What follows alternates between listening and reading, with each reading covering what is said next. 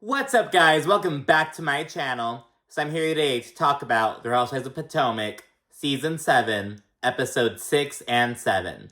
So I've been gone for a minute, just a lot of stuff going on, some personal business, plus got a new job, so we're kind of getting used to that. But we're back, and we're going to do this two-parter, and we have a lot to talk about. So buckle in your seatbelts, timestamps will be below. Let's jump right into it. So episode 6, Burnin and Beefin, picks up where we left off at the Virginia winery with Ashley and Candiace going head-to-head. Ashley just dropped a bombshell about, an allegation about Chris Bassett being weird with Ashley's friend Deborah at Karen's spring fling party back in the beginning of the season. So they're going at it at the burn session. Ashley says that Chris, she's like, oh, he's in hella bitches' DMs, and, he's not quite as innocuous as he is with me. And Candiace, she responds by name-dropping an escort who Michael allegedly goes to in order to suck his dick. And so everyone's like, what the hell? Because Candiace name-drops him and everything. So Candiace's thing is basically, oh, well, you know what? At least my husband is out here fucking sucking some dick like your husband is. So that's her point. Ashley responds with being like, oh, the pendulum always swings the other way. But Candiace's response is like, oh, we know the Lord around here, so we don't do that, just take that energy away from here. The burn session ends, and the Sprinter Van girls, basically everyone except Wendy and Ashley, they came separately. They all head out. Wendy and Ashley are talking back at the winery, and Ashley says she wants to bring it up in front of Gizelle to basically validate her accusation. She's like, Gizelle made this point about Chris Bassett, and everyone's shutting her down, so I want to kind of bring this up to kind of show her that, hey, she's not alone, basically. That's what Wendy tells Ashley. That's what Ashley tells Wendy, excuse me.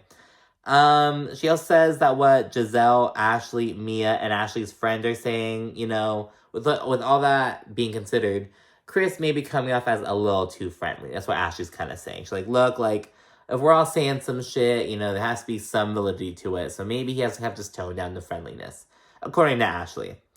Then we see that before heading out, Candiace actually approaches Gizelle to kind of have a little chit-chat moment. Candiace calmly asks Gizelle, what was it about your interaction with Chris Bassett, with my husband, that really made you uncomfortable? What was it? And, Gizelle tells her side of the story, and, she says that going into the room was Chris's idea, but this contradicts what Chris Bassett is saying, because Chris is saying that, no, going to Giselle's room was her idea. I wanted to talk to her, and she recommended going to her room. But Giselle's saying that, no, it was Chris's idea. So, I don't know. Gizelle says she doesn't know if Chris had any ill intentions, but she just, thinks that there could be a disconnect between, their comfort levels, basically how comfortable he is around the ladies versus how comfortable they are around him, basically. And she says she just doesn't want to be in that fucking situation. She's like, I don't want to be in a fucking room with a door closed with a married man. That's just weird. Candiace then gets emotional, and she accuses Gizelle of basically holding on to this information in order to just air it out on the show and basically use it against Candiace. She's like, you could have called me off camera about this, because this happened at the reunion. Prime time for off-camera conversations. You know what I mean? There's no camera crew around you. You're not on the mic, I feel like it was inevitable that would come up on the show. But what Candiace is saying is, you could have told me this in private. You know what I mean? You have broken this to me in private. And Candiace then says that Gizelle is the reason why women are afraid to come forward with sexual abuse and harassment accusations. Because women like Gizelle make accusations that are baseless and have no back to them. And Gizelle is so caught off guard, but she's like, what? That hit her in the fucking stomach like a ton of bricks. She's like, what the fuck? I don't know. I think Candiace that she was spitting some bars with that. Gizelle in her confessional, she says, on the contrary, I am actually, advocating for women to come forward with their stories because I'm telling my truths. I'm encouraging women to come forward with their truths. So I think they both bring up some points. But yeah, and the conversation ends there on some calm, agree to disagree type shit. They're both okay. And they'll get up. It's kind of awkward. Candiace says that Gizelle is an evil see you next Tuesday in her confessional. And then the parties roll out. I wonder how that fucking van ride was. I'm sure it was just kind of quiet, full of Robyn talking. I don't know. And then the next scene is we see Ashley finally sitting down and seeing a fucking attorney. She's finally taking the advice of damn near every single person around her with a fucking brain. She gives a rundown to the attorney of her whole situation. We already heard the story. She and Michael, they're separating, because, she doesn't want to do that freak host shit anymore. They had a prenup, but because they've been married for 8 years, it's kind of invalidated. Blah, blah, blah, blah. They're still married together. They're still living together because they have to be separate. They're still living together because they'll be separated for a year in the state of Virginia, and they want to do it for the kids. All that bullshit gives a whole rundown, a little recap. Ashley says that she's going to let Michael, because Michael, he's like, let's do this without attorneys. Let me just draft up a proposal. You can agree it, nice and easy. And the attorney's like, that's what the people who have the cards in their hand want to do. Like, basically, the power holder is the one in the better situation is always going to be like, let's leave the attorneys out of it. You know what I mean? Because they're the ones with something to lose. Well, both of them have things to lose, but you know what I mean? Like, they want to go their way. So Ashley's like, I'll give him the benefit of the doubt and let him draft up a proposal, but if he tries to screw me over, then I'll involve attorneys. And I'm like, well, I hope she fucking has the brain to, like, at least let an attorney review the proposal before she, you know what I mean? Like, maybe not having a, you know what I mean? Just, I don't know. I just hope she fucking does that. And in the confessional, Ashley, she also admits that she is stalling with the process, aside from the whole, like, oh, we have to be separated for a year. Because she could move out, but she's like, I want to wait till we get a bit closer. And I believe they're still living together. As recently as I was on Watch What Happens Live, maybe a month or two ago, maybe a month and a half ago. As I said, they're still living together. So yeah, who knows what the fuck's going on. But she says she's stalling the process. She's dragging her feet. Ashley then asked the attorney about, her plan to, buy a house with Michael versus her buying it on her own. She's like, what do you think would be the better option for me at this point? And the lawyer says, basically buying together at this point would likely not be wise. And it is clear that the lawyer thinks that Ashley is a fucking idiot. You can just see it on her face. She's like, this fucking bitch. What are you doing? Now we see Mia, and she's linking up with the two friends of Charrisse and Jacqueline. Speaking of which, just made me really miss Escala. It's like, where the fuck did she go? Like, why was she a one and done?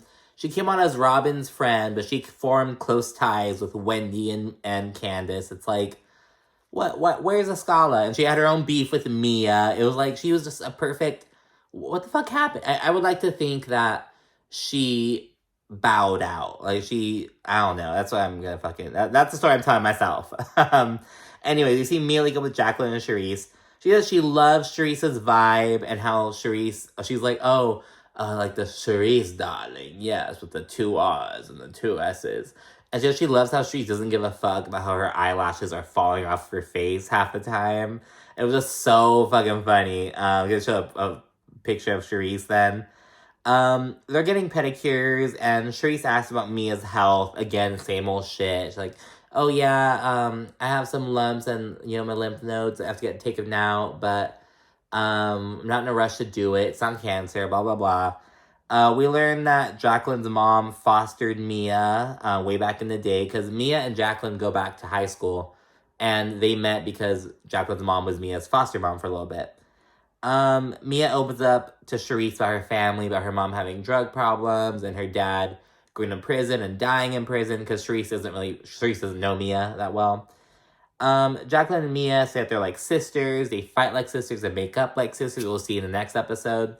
But in real time, Mia and Jacqueline, I think they're still falling out, because a while back, Mia posted some video of Jacqueline and accused her of being basically of domestic violence against her ex or some bullshit like that. But yeah, then Mia, she introduces the Miami trip. She kind of throws some shade at the other ladies' trip. She's like, oh, for one thing, we're actually going to leave the fucking state.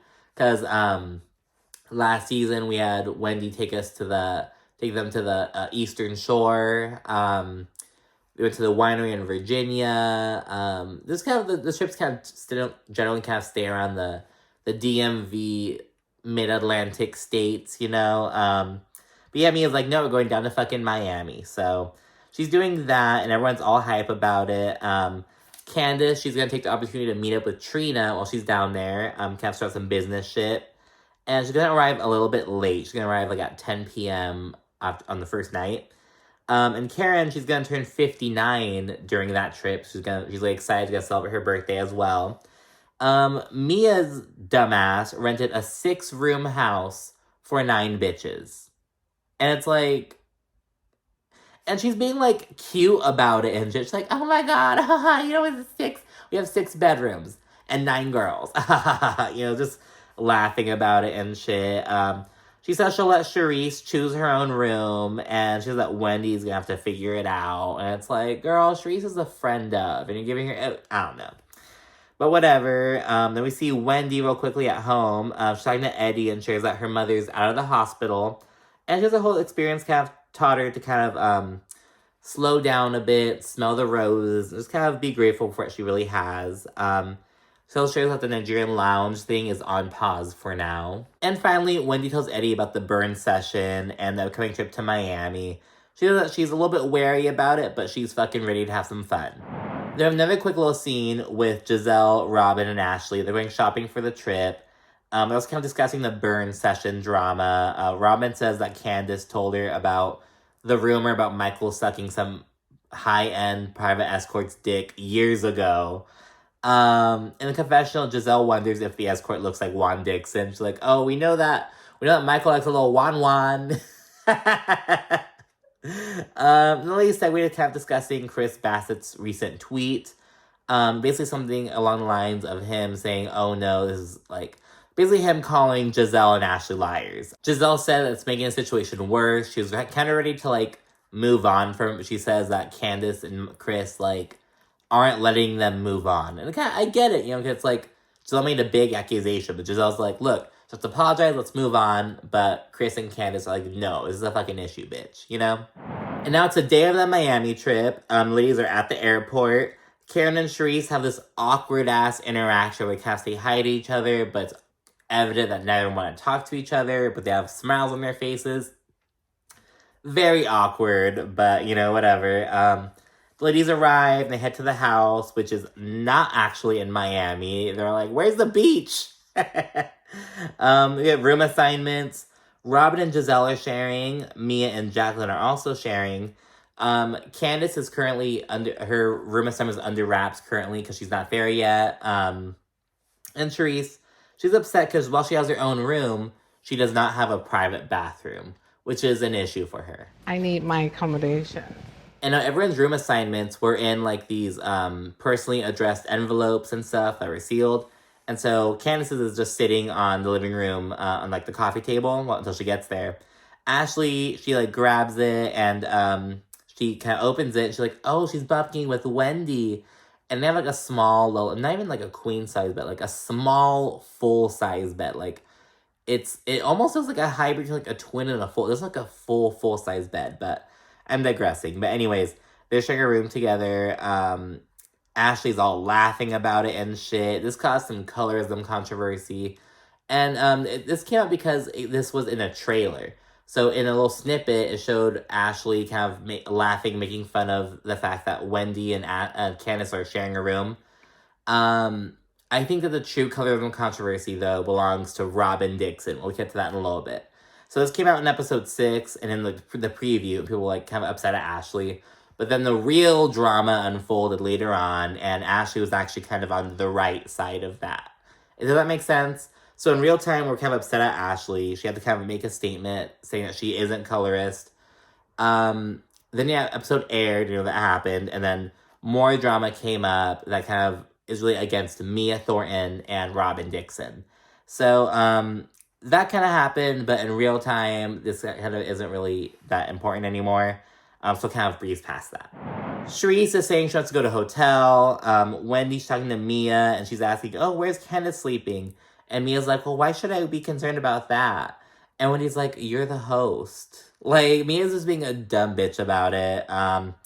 Robyn and Gizelle are throwing a fit about how they always have to share rooms and how they only have one toilet. Giselle's like, look, Robyn's her best friend. Know everything about her. She poops twice in the morning. Like, she's just like, she's like, I need my own toilet. This is gross. Ladies are settling in. Charrisse continues complaining. Mia, she then calls up Peter, and he's in Miami, and she wants to know if she can arrange to kind of take all the girls at the bar one, the party of 8, because there are 9 girls, but Candiace isn't there yet. And she's like, we can all take the girls all down there, and Peter says he has some beef with Wendy. And it's like, Patricia Thomas is fucking coming out and making an appearance on Potomac, and it's like, oh my god. And everyone was saying that those words Nene said about Peter, about him act like a bitch, having all this drama with women, getting into women's business, it aged like a fine wine. Because here he is again, fucking damn near 10 years later on the same bullshit. But yeah, then we get a sneak peek of Mia becoming unhinged, and we will segue on into episode 7. So episode 7, Beef is Served, kicks off with Mia asking Peter about why he and Wendy have beef. And Peter just says, I'll see her when I see her tonight, And Mia then speaks on how close she and Gordon are with Peter. She's like, we've been friends for 10 years, yada, yada, yada. Her kids call him Uncle Peter or whatever, all kinds of shit. Ashley, she kind of gives Robyn and Gizelle an update on her house hunt. They kind of just chilling in the room talking. She says that her offer was accepted, but the tenants won't be able to move out until almost 2 months after Ashley wants to be out. Because Ashley's saying she wants to be moved out by June, so in May, but the tenants won't be out until late July. But again, in real time, she and Michael are still living together, so it's like, well, I don't know. But yes, that's happening. And then we also find out that, so again, Robyn and Gizelle are sharing a room together, not super happy because they have 2 beds and stuff, but they have 1 toilet. But they have a really nice view, and on the surface, it seems like they have the best room in the house almost after Mia's. But they have a water pipe on their ceiling or whatever. So every time someone flushes the toilet upstairs, they hear it, and so that's a downside. Just a funny little note. Ashley then says that she and Michael, they're kind of they're butting heads a lot lately. And Robyn says it's just, because he thought Ashley was bluffing about leaving him, and now she's going through with it, and they're still in such a close proximity to each other. And so it's weird petty shit, like when Michael can't find Dean's diapers or something, or if he can't find Dylan's formula, he's like, oh my gosh, what's happening? So just butting heads and shit, shit you go through when you're separating from someone but still living with them. Ladies are all getting dressed to go to bar 1, but they don't know they're going to bar 1 yet. There's no going out to dinner, but they don't know they're going to bar 1. Karen is set to arrive at 10 p.m. later that night, and Mia and Jacqueline are squabbling because Jacqueline keeps asking to borrow shit. She's like, do you have that spray deodorant? And Mia's like, girl, you've asked me for 5 things already. Girl, calm down. And Mia's like, okay, girl, you have to for 5 things. After that, girl, go to fucking CVS. Come on, get your own shit. And again, they've been friends for years. They said they fight like sisters, make up like sisters. So I get it, you know what I mean? I'm not too upset over that take. Do you have the spray deodorant? No. You've asked me for 5 different things. Jacqueline, I'm not giving you Don't go there. What? We're sharing a room. Oh my god, y'all are loud. And now we see Wendy and Karen sitting on the couch together, and they're just kind of chatting a little bit.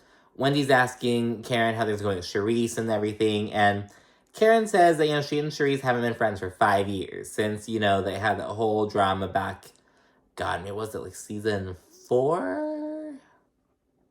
No, it was before that. It had been season 2. Yeah, when Charrisse kind of went after her and some bullshit at the reunion. They kind of felt back then, and she's just kind of wary about Charrisse's intentions, whatever. We'll see Mia talking to Gizelle and Ashley outside. And she says, we're going to bar 1. And she reveals that Peter has beef with Wendy, allegedly.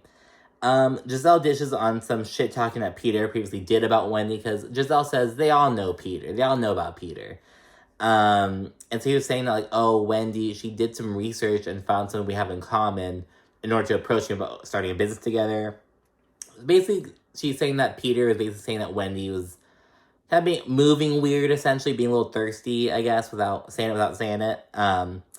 Ladies are then kind of shit-talking Wendy, because they're like, how could Wendy actually think she was going to start a business with Peter? Peter Thomas, a fucking restaurant and lounge extraordinaire, where do you waste his time with Wendy? It's kind of laughing about, some mean girl shit, and it was now I'll admit, when Wendy revealed she was thinking about doing this Nigerian lounge, it was well, that's kind of random. You just did a candle line less than a year ago. You have your political commentating, your you're teaching. I was kind of like, oh, that's kind of weird. But I'm not gonna fucking shit on a bitch for trying. You know what I mean? It was just like, so, I don't know. I just didn't like that. Like, it was like, oh, how could Wendy think that Peter was gonna fucking go into business with her? Like, what the fuck? It was just like, man, like, what the fuck? It was just, like, so dumb. I don't know. The ladies roll out to bar one. In the van, Mia tells Karen that she likes Charrisse, but she thinks that Charrisse was a little theatrical when, back at the house with the whole, like, oh, I need my accommodations. Like, I need my own bathroom, blah, blah, blah. And also, Mia, like, shuts Jacqueline down while chatting. Because Mia says something and Jacqueline, like, responds to it. And Mia's like, I'm not talking to you right now. Like, just, like, a total bitch. And I was like, okay, like, what the fuck? And Jacqueline has a little look on her face and shit. You can totally see their shit souring. Mia then says, oh, Charrisse has a bed, so she's doing better than Candiace's. In the other car, ladies are discussing pooping in front of their husbands, and Charrisse says that she's never pooped or farted in front of Eddie Jordan, and it was like, okay. It was like, you have never pooped or farted in front of him, but you still fucking left your ass, so, like, that was not fucking worked its charm like you thought. Anyways, then at bar one, Wendy arrives, she's like, oh, what a coincidence, because they didn't know they were going to bar one. And in the confessional, she says that she would say hi to Peter, she saw him, but she's not trying to talk about business shit right now. She's like, I can wait until Monday. I'm on vacation. I don't need to talk about anything like that. At the table, Wendy says that Candiace is set to land in Miami at 10 p.m. And they said we were kind of discussing the drama between Ashley and Candiace that went down at the winery. Ashley says, oh, Candiace is a problem when people hold up a mirror to her. And there's kind of some confusion about the drama itself. Because, so as we know, Ashley said that, my friend Deborah said that Chris Bassett was, kind of being a little flirty with her at the bar. And when Ashley was insinuating that Chris was like kind of leaning a bit, kind of being a little suggestive. But for some reason, while Ashley was storytelling, she unintentionally conveyed to the ladies that like, oh, no, Chris was like rubbing up on her, like touching her butt and shit. And it's like, so kind of clarifying that, Ashley's like, I did not say that. But everyone's like, yes, you did. Just a little confusion. But yeah, we kind of settle that. Ashley's like, no, I didn't say Chris was grabbing bitches' asses. I said he was leaning and kind of being flirty. Just kind of settle that. The ladies are just kind of sitting there eating and drinking and stuff. Gizelle says she's glad that Karen and Charrisse, that they had a little moment at the airport. And Charrisse kind of all pouty and shit. And she brings up how at the house, Wendy, because remember I said Wendy was talking to Karen about their issue with Charrisse? Well, I guess Wendy talked to Charrisse after that and said, oh, you know, like, she said something along the lines of how she wasn't sure about Charrisse's intentions. So Charrisse is like, oh, Wendy thinks I have bad intentions, blah, blah, blah. And so Wendy goes in on Charrisse, and she's like, oh, so you have all this energy for me, but you haven't said one word to Karen and addressed your issue with Karen. Like, what the fuck? And she asks if Charrisse is afraid of Karen. Then Mia interjects, and she's like, kind of chastising Wendy. She's like, Wendy, like, calm down. And in response, Wendy calls Mia out because she's like, you were just shit-talking Charrisse in the car with me. Like, you were saying that, oh, you understand why Karen doesn't fuck with Charrisse, blah, blah, blah. Mia is kind of upset at this. She's like, oh, my fucking God. And she explains, like, I didn't say that. And she's like, oh, she clarifies that she's like, oh, I said that I could see Karen's point about Charrisse, you know, kind of starting drama because I felt that Charrisse was being theatrical. Karen kind of goes to say that she wants to leave her bullshit with Charrisse behind. She's like, Charrisse and I haven't been friends in 5 years. I'm perfectly fine with that. But Charrisse is like, let's talk about the issue. Like, Charrisse wants to get to the root of the issue. But Karen's like, no, it's in the past. Fuck that shit. Let's move on. In her confessional, Charrisse says that she thinks that Karen's afraid that Charrisse knows all of her secrets. And Charrisse is like, and she's probably right. And then the food arrives, and Karen shuts down the drama by basically, she like sings happy birthday to herself and shuts down the drama. Everyone's like, okay. And they start eating and shit, so mission accomplished. Shortly thereafter, Peter Thomas enters the scene. He hugs Wendy, and she's like, oh, I didn't know you were in Miami. And Peter's like, oh, you didn't call? He's like all smiling and shit, and Wendy says, oh, check your texts. Very awkward and shit. Now, I'm pretty sure Wendy fucking texted Peter when she realized she was going to bar one. She was at bar one, so I texted Peter. I'm not mad at her for covering her ass, though. We've done the same shit. Like, oh, we're at bar one. Oh, shit, let me text Peter Thomas. Let me just cover my ass, you know? Peter's being really weird with Wendy, and he kind of goes and kind of hug like everyone else and shit. It's nothing egregious though. Like when Ashley's like, oh, Peter's really nice, but you can tell he's being a little fucking weird with Wendy. Total bitch move. He would not, like, you can tell Peter's kind of dude who like never has this fucking this energy for like a men. You know what I mean? He's probably the kind of dude just doesn't treats women and maybe like flamboyantly gay men like this, but it's like he would not like act this way to someone who could possibly kick his ass. You know what I mean? Like, I don't know. I'm getting that vibe from Peter. He's a bitch, as Nene Leak said. Mia then sees to kind of get up and go talk to Peter, and Charrisse tags along for some fucking reason. I don't even know why. Peter then tells Mia that Wendy allegedly fucking ghosted him after she approached him to work on another project in Baltimore. And it's like, well, if she ghosted you, then why did you, like, discuss the Nigerian lounge? And I don't know, Mia's also saying some shit like, oh yeah, and Peter wasn't really serious with the lounge. He just kind of taking a meeting, just kind of humoring her to hear her out. And it's like, the way do we see Peter talking to Wendy about, like, a fucking 70-30 split, talking about fucking monetary dollars and shit, like, I understand taking a meeting and hearing someone out, but fucking talking about all these specifics and shit, that's not doing that. You know what I mean? It's him showing. So I don't believe that shit. I think Peter Thomas is a fucking snake. I think Mia's a fucking dumb bitch, and fucking, that's why they're fucking friends. But yeah, the math isn't mathin', basically. Before leaving, we didn't see why Charrisse tagged along, because Charrisse says that she wants to pick Peter's brain eventually, because she wants to look into opening up a champagne lounge. And Peter responds, he's like, oh, you're gonna fucking blow me off like Wendy did? And she's like, oh no, I'm good for it, blah, blah. So this is why you're here. And I was like, why is Charrisse here? Like, why is Charrisse tagging along like some fucking goon, some minion to go talk to Peter? It was just, didn't make sense, and now it made sense to me. Peter says he's upset that Wendy went to his restaurant in his city and didn't hit him up. And I was like, what the fuck? Does Wendy have to fucking check in? Is she some fucking rap star? And fucking, it was just so weird. Mia and Peter are shit-talking Wendy. Mia says that Wendy doesn't know what she wants to do. She's like, she's everywhere. She's all over the board. She doesn't know what she wants to do. And she says Charrisse would be a better business partner. And it's like, okay, Miss Women's Empowerment. Like, Peter can't work with both Wendy and Charrisse if he wants to? Like, what the fuck? And who talked about Charrisse being Peter's business partner? Charrisse says she wants to pick Peter's brain about, so, you know what I mean? It's like she doesn't want to go into business with him. It's not explicitly, but it's just such bullshit. It was like, so you're trying to take an opportunity from Wendy's plate to give to Charrisse. You know what I mean? Some fucking crab in a bucket ass bullshit. Like, you know what I mean? Interestingly, at the table, Jacqueline tells Ashley that Mia can be a lot. You know, she's like, oh, her and I go way back, but if I met her as an adult, I'm not sure if we'd be friends. She says Mia can be a lot, and, that Mia likes to be a little bit bossy with her. Then Mia returns to the table. Jill asks, what she and Peter were talking about, and, Mia ditches on what Peter said about Wendy, how he had beef with her specifically.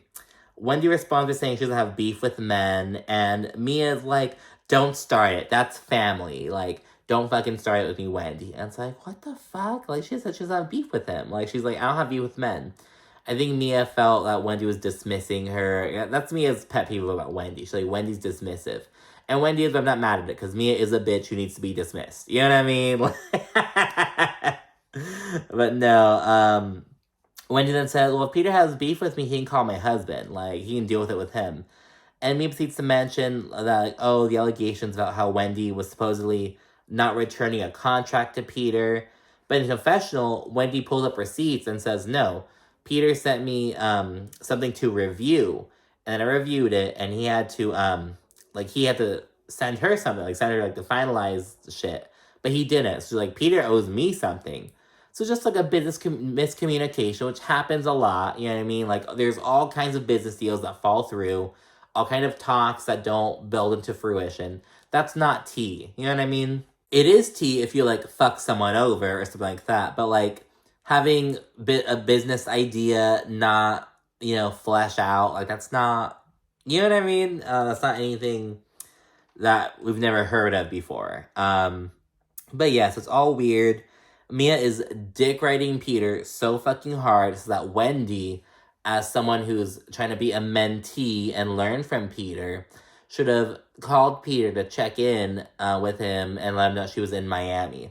Wendy's like aghast at that, and she's like, Peter's not my fucking man. Why would I have to let him know I'm in fucking Miami? It's just really awkward.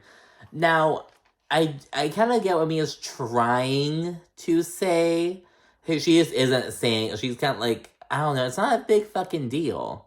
It really is not a big fucking deal. You know what I mean? Like, I don't know. It's like, it's like, girl, shut the fuck up. You know what I mean? I heard her being like, oh, you could have hit Peter up. You know what I mean? But that's it. It's not a big fucking deal. It's not this fucking, as a woman trying to fucking, seek his advice as a mentee. It's like, what the fuck? Like, so weird. Some back and forth about business and shit. Mia's like, oh, don't talk about business. I'm the only black woman at my table. Wendy says she's the only black female professor at Johns Hopkins. And that was kind of like, does she mean like in her department? Like, I was like, are you really the only black female professor at John? I'm assuming she meant in her department. Did she mean at the whole fucking university? Because that'd be fucking pretty because I went to the University of Vermont for a little bit. That's a very, very, very white school. And there are multiple black professors there. So it's like, and Johns Hopkins University is it's in Maryland. It's not as, white as Vermont is. So I was kind of like, wow. But she might be, fuck. She says that, so she's the youngest professor there. But yeah, so kind of going back about that. Wendy says, oh, me and my husband don't play it like that. Maybe you and your husband do, but we don't do that shit. There's some more back and forth, and Mia actually throws her martini at Wendy. She doesn't really hit her. She gets some in her hair a little bit, but it doesn't really land. Mia's all talking shit while standing up. Security gets involved, and Wendy steps up and doesn't back fucking down. She says that Mia and Gordon are fucking other people. Wendy just goes in at that shit, as she should. She fucking went in on that bitch. Robyn says that Wendy's being antagonistic, and she's like recording a situation on her fucking phone. She says that Wendy needs to stop and shit, and then Wendy's like, oh, did you throw a drink at me because you're fucking Peter Thomas? Like, is that why you threw a drink at me? And it was like, oh. I was like, holy fuck. Because, yeah, it's like, bitch, why are you so fucking mad? It's like, why are you like, what? And Mia's all fucking acting out and shit. She's wild, and production kind of ushers her off. Wendy's like, yeah, you fucking crater-faced bitch. And she doesn't back down at all. Like, Wendy was ready to fucking go. And it was like, I feel Wendy with this. Like, Mia's a dumb bitch. Robyn repeats that Wendy is just being antagonistic, and then Mia returns to the table, and she's still being all stupid and shit. Wendy gets pissed, and because Wendy, Mia, like, has her hand, like, she's, like, pointing at Wendy, has her hand in her face, how that goes, and, Wendy's all pissed off, stands up, and production's there, and I don't know if Wendy, like, tried to lunge at her. She, like, tripped and stumbled or something. But it looked like she had to lunge at Mia. She may have also tripped and stumbled, though. That's what it kind of looked like. I'm not totally sure what was behind her, Something went down. She's super pissed. Security has to take Wendy aside and calm her down.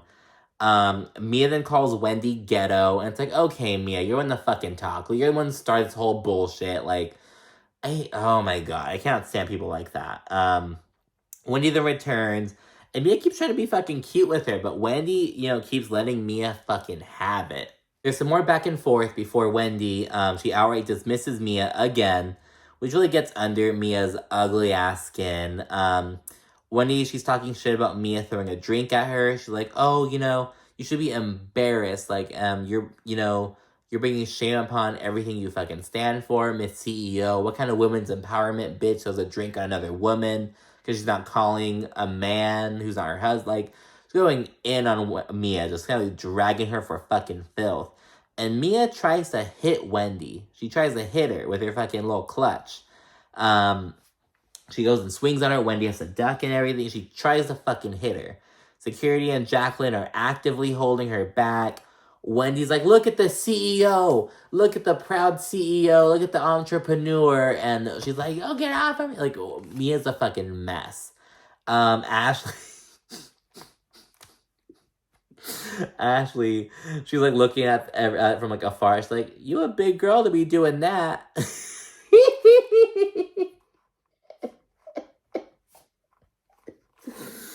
Oh my god. Mia is taken away. Robyn, for the third fucking time, says that Wendy is being antagonistic. And it's like, Robyn, your mother is a fucking English professor. Learn another fucking word. Or then act it like, come on. Like, it's like, girl, like, we heard you the first two. Like, girl, shut the fuck up. Robyn and Gizelle go to fucking support Mia and, like, check it on her. Robyn says that Wendy was baiting her. I'm like, good job. Yeah, using her, that she was baiting her. Okay, that's a different word than antagonistic. Good job. Oh my god. Mia, she broke her own fucking nail by fighting with herself, and she fucking leaves. Says that it's some ratchet shit. I'm like, yeah, it's ratchet because of you, bitch. Mia says, like, oh, she said my hubby and I fuck other people. But this was after the drink throw. That was after the drink throw. You know what I mean? So I don't know why Mia's bringing... Because Mia's playing the victim, acting like she wasn't the active aggressor in it. Ashley says she likes Mia, but she's not okay with what happened. Back at the table, we see Gizelle return. I guess Robyn is staying with Mia at the time. Maybe she's in the fucking bathroom, taking her one of her 6 poops of the day. I don't know, but Gizelle comes back to the table by herself. She kind of gives an empathetic Mia update. Wendy then gets up and calls Gizelle a hypocrite because now she's seemingly on Mia's side, yet she was so fucking anti-violence when it came to Monique Samuels back in season 5. So Wendy's basically saying, oh, so Gizelle was so anti-violence when it came to Monique, but when it comes to Mia, she's all for it. So Wendy, she storms off and says, if I'm in the house, I'm gonna beat the fucking shit out of her. So Wendy's pissed. Episode ends, to be continued, and the very end of it is a disclaimer and says, "Oh, Johns Hopkins University has no involvement with Ralph of the Potomac." And people on Twitter were like, "What does that mean? Does it mean when?" And people, all the haters, like, "Oh, it means Wendy lost her fucking job." Blah blah blah. And I was like, "No, bitch." It was like, if anything, I'm sure that Wendy is the one who asked for that disclaimer to be put in. Because it's to cover her ass. You know what I mean? It's to be like, hey, this is a whole separate thing. This has no, like, the contracts have no affiliation with each other. You know what I mean? I'm sure, I think Wendy is the one. I think she went to JHU ahead of time, told them what time it was, told them what was happening, sought advice from maybe HR, and they're like, hey, just put a disclaimer and you're good. You know what I mean? That's why they put the disclaimer. That's all it is, nothing more, nothing less. I'm betting good money on that. You know what I mean? I would say that. But yes, that's the episode. And like I said, Mia came out looking like a fucking fool. She got so dragged on Twitter so much she fucking had to deactivate like a weak bitch. And she reactivated and came and said some like fucking, oh, like I'm not proud of how I acted, blah, blah, blah. He also posted up on Instagram that insinuated that she might be quitting. Not sure, no word on that yet. And yeah, and she's just turned 38, I believe. So this is a 37-year-old mother of 3 act like this. It's fucking crazy. And Robyn Dixon is being dragged as well.